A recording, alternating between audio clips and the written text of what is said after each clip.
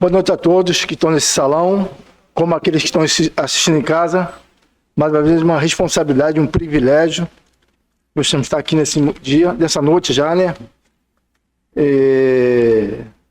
Os hinos que foi cantado, como também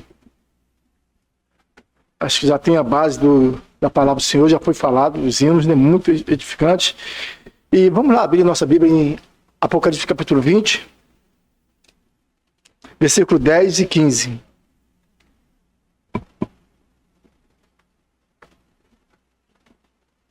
E o diabo que o enganava foi lançado no lago de fogo, em enxofre, onde está a besta, o falso profeta, e de dia e de noite serão atormentados para todo sempre.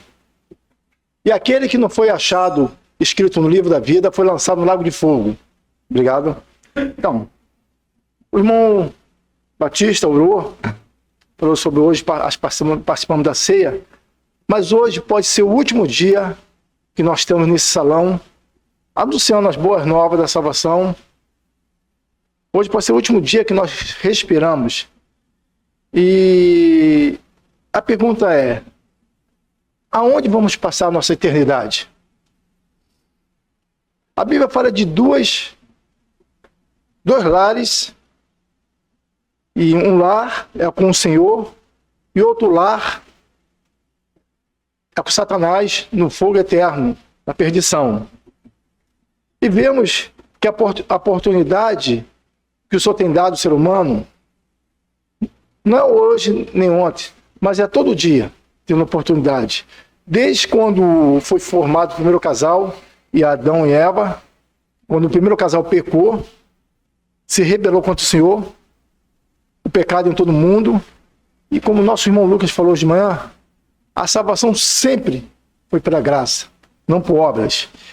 E mostrou o caminho, quando foi derramado o primeiro sangue do animal, ali para botar a vestir Adão e Eva. E esse sangue representa já o Cordeiro Imaculado, que é Cristo Jesus, que tinha que vir esse mundo para pagar um alto preço, para nos salvar da condenação eterna para a vida eterna. Esse mês atrás, mais ou menos, acho que deve ter uns 2 meses, ou mais ou menos, morreu um repórter da Rede Globo, que era já aposentado, Ciro de Moreira. Eu acho que quase todo mundo aqui já assistiu ele, né? Eu achava que aquele homem nunca ia morrer. Parece que tem umas pessoas que nunca ia morrer. E agora morreu, mais ou menos, acho que uma semana atrás, o Léo Batista também. Pessoas que eu vi desde criança, já era... Cid Moreira morreu com 95 anos. 98? Bastante tempo. E o Léo Batista morreu com 92 anos, né? Pessoas eles morreram lúcido, com uma mente impressionante. Mas o Senhor falou que um dia essas pessoas iam morrer, já estava escrito lá. Agora eu fui pensando, será que eles tiveram um encontro com Cristo? Essa é a pergunta. Oportunidade Deus tem dado a cada dia ao ser humano, em tempo e fora de tempo. Vamos ver que muitas pessoas, lendo nesses textos que vamos ler agora, que muitas pessoas gostam de andar com o cristão, frequentar as reuniões, porque é bom, participam mesmo, mas muitos ainda não reconheceram Cristo como Salvador. Isso é o maior perigo que a pessoa está correndo. Como um irmão falou, escreveu, deixou aqui da Buarque, Nazaré, quando a pessoa ainda não tem Cristo, é melhor ela nem ter nascido. Porque quando a pessoa morre sem Cristo, ela mesmo se condenou a passar a eternidade no lago de fogo, onde não se apaga. Vamos ler oportunidades que nós desperdiçamos. Daniel capítulo 4 fala de Nabucodonosor, capítulo 4, de 34 a 37. Esse homem, esse rei, teve o privilégio de ter ali Daniel e seus amigos. Esse homem, esse rei, viu o que Deus poderia fazer e pode fazer. E ele era arrogante, como o Lucas falou hoje. Aquele cristão que é arrogante. Sobretudo, Nabucodonosor era uma pessoa arrogante. Mas Daniel ali falou para ele. E a fala de Nabucodonosor é impressionante, que o orgulho dele foi botado por terra abaixo, que ele reconheceu o Deus de Daniel. Ao contrário de um rei também que reinou na Babilônia, chamado Dário. Ele viu as maravilhas de Deus que tinha feito na vida de Daniel e não reconheceu Deus do Daniel. Vamos ver aqui agora, a partir do versículo capítulo 4, 34 a 37. Oportunidade que Nabucodonosor aproveitou. Mas antes desse texto, Nabucodonosor passou um tempo como um animal, comendo grama, pela arrogância dele. Mas ele, quando voltou para o seu reinado, ele reconheceu o Deus de Daniel, o nosso Deus, que vive e reina para sempre. Mas no fim daqueles dias, eu, Nabucodonosor, levantei meus olhos ao céu e tornou-me a vir o meu entendimento. Eu bendize o Altíssimo, e louvei e glorifiquei ao que vive para sempre, cujo domínio é um domínio sempre eterno, e cujo reino é de geração em geração. E todos os moradores da terra são reputados em nada, e, segundo a sua vontade, ele opera com o exército do céu e os moradores da terra. Não há quem possa estorvar a sua mão. Ele diga: o que fazes? No mesmo tempo, me tornou a vir o meu entendimento e para a dignidade do meu reino. Tornou-me a vir a minha majestade e o meu resplendor. E me buscaram os meus capitães e os meus grandes, e fui restabelecido no meu reino, e a minha glória foi aumentada. Versículo 37. Agora, pois, eu, Nabucodonosor, louvo e exalço e glorifico ao Rei dos céus, porque todas as suas obras são verdade, e os seus caminhos, juízo, e pode humilhar aos que andam na soberba. Até aí, tá? Muito obrigado. Um rei que aproveitou a oportunidade. Vamos encontrar com Nabucodonosor na glória. Vamos encontrar. Então a salvação, essa graça maravilhosa, desde Adão até hoje, ele aproveitou. Porque se ele não aproveitasse, ele já estava condenado. Ao contrário do filho dele, que viu o que aconteceu com o pai, viu tudo que aconteceu ali, quando os amigos de Daniel foram jogados no fogo, na fornalha, como o povo da Babilônia, e não aproveitaram a oportunidade. E essa oportunidade não é ontem e nem hoje, é agora. Porque se a pessoa parte desse mundo, se morre desse mundo sem Cristo, ela mesmo se condenou. E ela vai receber tudo aquilo que está escrito na palavra de Deus. A fornalha, fogo ardente que não se apaga. E continuando, agora no versículo, capítulo 6, vamos ver o rei Dário. Um homem amigo dos cristãos. Como pode falar hoje, tem muitas pessoas que são amigos do cristão, gosta de oração. Pode ver, quando nós falamos que o Lucas trabalha, vou dar o exemplo do Lucas. O Lucas trabalha no trabalho dele, lá no... esqueci o nome, celular. De repente, tem um irmão, uma pessoa lá que não é cristão, e está passando por aquele momento difícil. E conhece o Lucas, que ele é um cristão, o que ele faz? Geralmente acontece isso. Pô, Lucas, ora para mim. Adrianos, ora para mim lá. Tissa, cada um ora para mim. Mas não reconhece nosso Deus. Gosta de viver conosco, mas não reconhece nosso Deus. E Dário também viu as maravilhas que Deus tinha feito ali também. Olha só o que fala a partir do versículo, capítulo 6, a partir do versículo 16. Não vou ler o texto todo porque é muito comprido. É quando o Daniel está sendo jogado na cova dos leões. Então o rei ordenou que trouxesse a Daniel e o lançá-lo na cova dos leões. E falando o rei, disse a Daniel: o teu Deus, o nosso Deus, a quem tu continuamente serves, ele te livrará. E foi trazida uma pedra e foi posta sobre a boca da cova, e o rei a selou com seu anel e com o anel dos seus grandes, para que se não mudasse a sentença acerca de Daniel. Então o rei dirigiu-se para o seu palácio e passou a noite em jejum, e não deixou trazer na sua presença instrumentos de música, e fugiu dele o sono. E pela manhã cedo levantou e foi com pressa à cova dos leões. E chegando à cova, chamou por Daniel com voz triste e falando: ó rei, disse a Daniel, Daniel, servo do Deus vivo. É complicado. A pessoa, ele reconhecia que Deus vivo dar-se-ia o caso que o teu Deus, o que tu continuamente serves, tempo de livrar-se dos leões. Então Daniel falou ao rei: ó rei, vive para sempre. Até aí. Em 2 versículos, o rei Dário fala o quê? O teu Deus. Não Deus dele. O teu Deus, Daniel. Não meu. Ele sabia do testemunho de Daniel.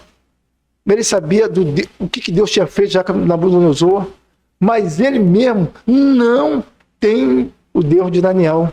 Como milhares de bilhões de vidas nesse mundo que não quer saber de Deus. Quer saber o quê? Das bênçãos de Deus. Mas não quer saber do Deus da bênção, que pode te livrar da fornalha da condenação eterna. Da condenação eterna. E essa palavra, o teu Deus, é muito forte. Imagine Deus respondendo às orações de Daniel. Quando Daniel estava na cova dos leões, Daniel estava descansando. Quem estava aflito era Dário. Dário não dormiu aquela noite. Mas Daniel estava descansando, porque ele tinha um Deus vivo que pode operar em todos os momentos das nossas vidas. Um Deus que não condena ninguém ao lago de fogo. Pelo contrário, ele quer salvar. Tanto quer salvar que enviou o seu Filho amado Jesus Cristo para pagar um alto preço para nos libertar da fornalha da condenação eterna. Um alto preço, aonde nenhum de nós teremos condição de pagar. Mas Jesus Cristo pagou esse preço. Desde Adão até o último homem que vai ser criado. Dando oportunidade ao ser humano.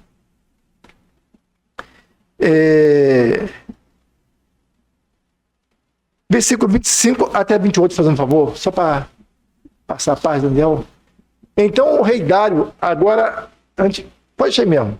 Agora ele faz Nabucodonosor fala uma carta lá para o seu reino. Então o rei Dário escreveu a todos os povos e nações e gente de diferentes línguas que moram em toda a terra: a paz vos seja multiplicada. Da minha parte é feito um decreto, pelo qual, em todo o domínio do meu reino, os homens tremam e temam perante o Deus de Daniel. De novo, perante o Deus de Daniel. Porque ele é o Deus que vivo e para sempre permanece. O seu reino não se pode destruir. O seu domínio é até o fim. Ele livra e salva e opera sinais e maravilhas no céu e na terra. Ele livrou Daniel do poder dos leões. É muita cegueira. Nós vemos isso, não é só Dário, não. Nós vemos isso quando foi construído a Arca de Noé. Nós vemos isso em Jericó, onde só Raabe foi salva. Só Raabe foi salva e sua família. Mas a Raabe que teve a atitude de confiar em quem? Em Deus. O povo de Nínive, quando o Senhor mandou Jonas pregar lá, aquele povo todo foi salvo. Todos eles, sem exceção, aproveitou oportunidades. E hoje, imagine tiver alguém aqui nesse salão que ainda não tem Cristo como Salvador. Se Cristo voltar agora ou se partir agora. Cada dia que passa, nós estamos ficando velhos. O próprio Eric vai fazer aniversário, né? Semana que vem. Essa semana. Muitas pessoas estão fazendo aniversário, mas não está diminuindo a idade. Está aumentando a idade. E cada vez mais nós estamos perto ou do Senhor, ou do diabo e seus anjos no lago de fogo. Isso não é o que estou falando da boca falando, é que está escrito na palavra de Deus. É o que está falando na palavra de Deus. E o mundo, estamos vendo, está indo de mal a pior. Está indo de mal a pior. Então, cada vez mais ficando incrédulo à palavra de Deus, endurecendo seus corações. Endurecendo seus corações. E uma pessoa também, duas pessoas,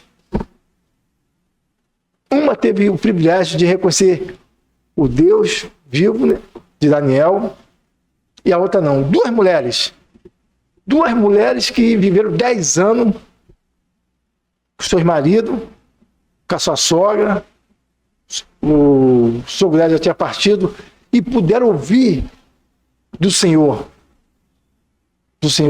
E não também valorizou o que foi falado. Estamos falando de Ruth, do livro de Ruth, né? Podemos abrir lá o capítulo 1, por favor? Obrigado, Lucas. A partir do versículo 1 até o versículo 5.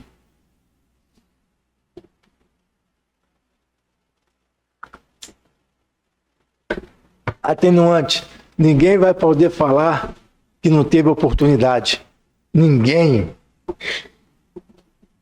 Se Deus que nos dias em que os juízes julgavam, houve uma grande fome, na terra, pelo que um homem de Belém de Judá saiu a peregrinar nos campos de Moabe, ele e a sua mulher e seus 2 filhos. Era o nome desses homens, Emeleque, e o nome de sua mulher, Noemi, e os nomes de seus 2 filhos, Malom, Quilimon e Quilion, e Eufrateu, de Belém de Judá, e vieram aos campos de Moabe e ficaram ali. E morreu Emeleque, marido de Noemi, e ficou ela com seus 2 filhos, os quais tomaram para si mulheres moabitas, e era o nome de sua uma Orfa e o nome de outra Ruth, e ficaram ali quase 10 anos. Versículo 5. E morreram também ambos, Molon e Quilion. É isso mesmo, né? Quilimon. Ficando assim essa mulher desamparada dos seus 2 filhos e do seu marido. Poxa, tá aí. Depois a gente vai dar mais uma na frente. 2 mulheres de uma tribo diferente de Israel se casaram, né? Eu fico imaginando como Noemi deveria ter falado para elas. Como elas ouviram falar da palavra do Senhor, do Deus de Israel. Do Deus de Israel. Como ela deve ter ouvido falar como o povo de Israel saiu do Egito. Como o Senhor agiu ali no Egito. Agora, só uma aproveitou a oportunidade. A outra não aproveitou. Quando ela fala para se despedir das suas noras, Noemi, no versículo 4, não, peraí só um minutinho. Eu perdi agora. Pode passar lá, por favor. Ruth, capítulo 1.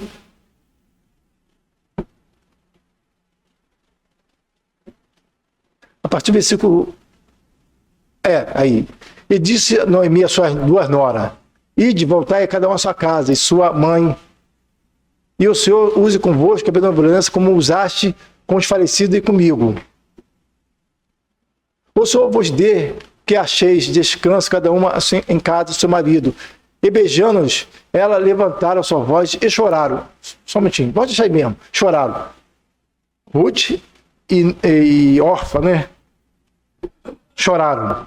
Pô, Noemi devia ser uma sogra muito boa. Porque elas amavam Noemi. E disseram, certamente voltaremos contigo ao teu povo. Porém Noemi disse, tornai minhas filhas, porque ireis comigo? Tenho ainda no meu ventre mais filho para que fosse. Tenho eu ainda no meu ventre mais filhos para que vós fosse por maridos? Tornai filhas minhas, ide-vos, embora eu já muito velho sou para ter marido, ainda quando eu dissesse, tenho esperança, ou ainda que esta noite tivesse marido e ainda tivesse filhos? Espera-los, eis até que viesse a ser grande e deter-vos, eis que por eles sem tomaste marido, não filhas minhas, que mais amargo é a mim do que a vós, mesma porquanto a mão do Senhor se descarregou contra mim. Então levantou a sua voz e tornaram a chorar, e Orfa beijou a sua sogra, porém Ruth se apegou a ela. Orfa voltou para sua nação, para os moabitas. Voltou para os seus deuses, como Dário confiava nos deuses dele. Pelo que disse, eis que voltou tua cunhada ao seu povo e aos seus deuses. Volta tu também após a tua cunhada. A resposta de Ruth. Disse, porém, Ruth, não me instes para que te deixe e me afaste de ti, porque aonde quer que fores, irei eu. Onde quer que pousares à noite, ali pousarei. O teu povo é o meu povo, o teu Deus é o meu Deus. Valeu. O meu Deus. E vamos falar muito de Ruth depois. Uma decisão de Ruth.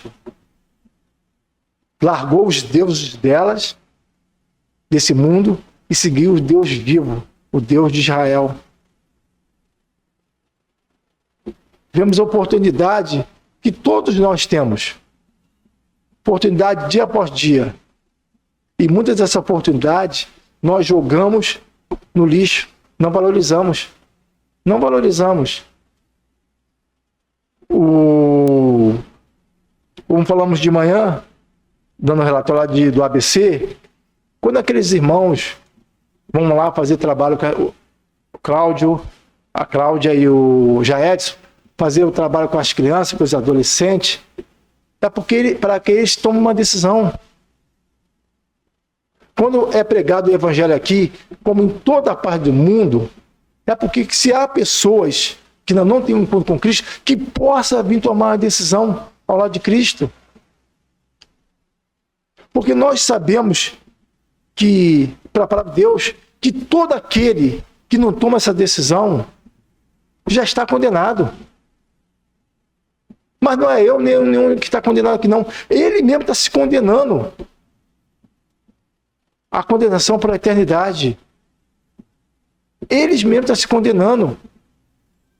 A palavra hoje é pregada na internet, em rádio, em salões, em todo lugar do mundo. Mas muitos riem. Deixa para amanhã. Deixa para depois de amanhã. Eu sou muito novo para aceitar Cristo. Vou curtir a vida doidado. Depois, quando eu tiver com vários anos, eu tomo uma decisão ao lado de Cristo. Mas hoje pode ser o último dia. Hoje a tua vida pode ser findada nesse mundo. Hoje, milhares de pessoas estão morrendo. Uns para a glória, outros para... não. Então, qual a nossa decisão? E aí também tem uma grande responsabilidade de nós como cristãos. De pregar, de evangelizar, de anunciar as boas novas. como o primeiro hino que foi cantado, esse irmão, aonde o filho dele foi para o Equador para pregar o evangelho e morreu pregando o evangelho. E ele já está no descanso eterno, como aqueles 5 que estavam com ele. Eles não estão condenados, porque um dia eles reconheceram Cristo como seu único e suficiente Salvador.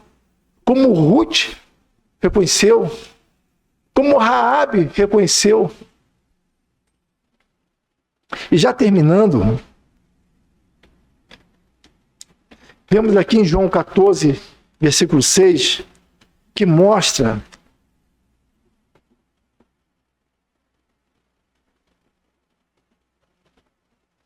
disse-lhe Jesus: eu sou o caminho, a verdade e a vida. Ninguém vem ao Pai senão por Ele. Ninguém vem ao Pai senão por Ele.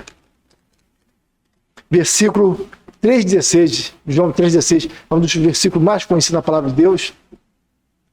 Porque Deus amou o mundo de tal maneira que deu o seu Filho unigênito para que todo aquele que nele crê não pereça, mas tenha a vida eterna. O que quer dizer perecer? Qual significa perecer? A pessoa já está condenada.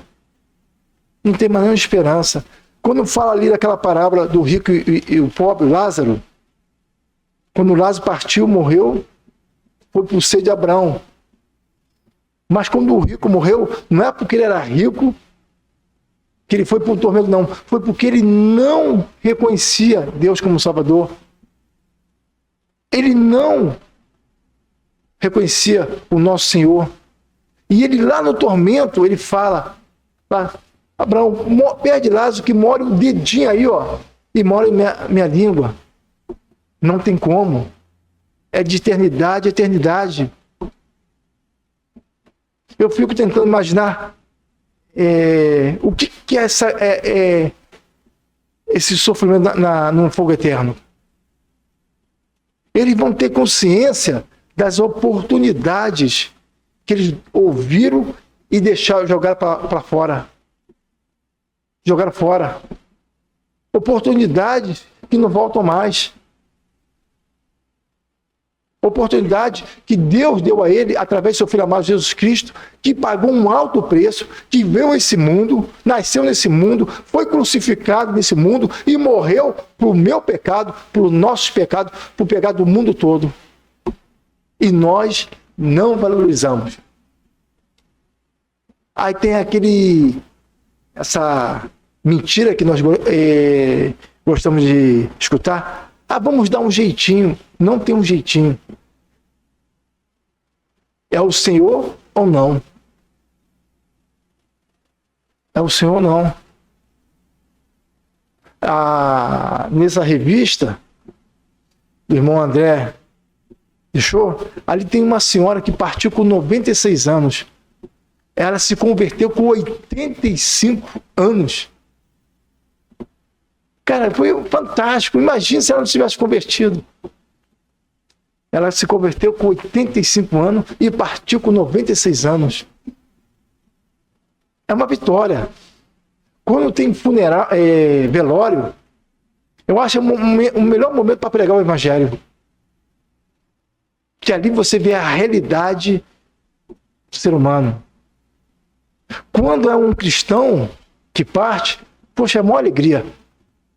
Eu falei até para minha esposa, se eu partir antes que ela solte bastante fogos, faça bastante festa, porque a partida do cristão é para retornar para casa, não é para chorar. Nós estamos partindo para onde? Para casa. Então o quê? Uma festa sem igual. Não tem choro. Agora uma pessoa que parte sem Cristo, aí sim, é triste.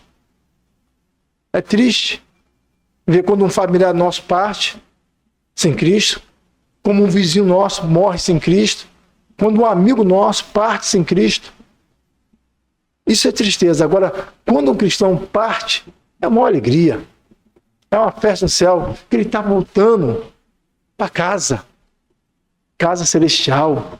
Aonde esses corpos doentes pelo pecado vai ser revestido de um corpo incorruptível, semelhante ao nosso Senhor. Essa é a nossa esperança. A esperança não é esse mundo. A esperança não é os governos, mas a esperança é a volta de Cristo. E sabemos, se Ele não voltar ainda nesse momento, se nós partirmos, estamos com o Senhor para a eternidade e eternidade. Amém, Senhor.